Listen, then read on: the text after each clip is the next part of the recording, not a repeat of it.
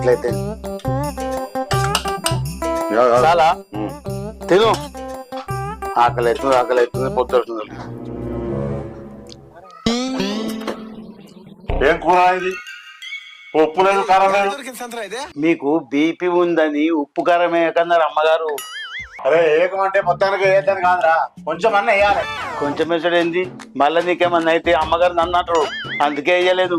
లగ్గానికి 2 రోజుల టైం ఉంది. యాళ్ళకు పోదామని నేను అనుకుంటే తిండి పెట్టక ఎండబెట్టి సపటెట్టినావు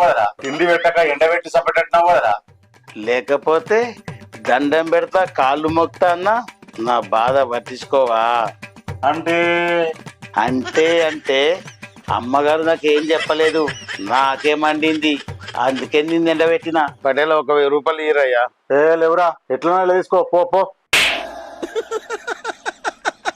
వేసేసాడు, బాగా వేసేసాడు.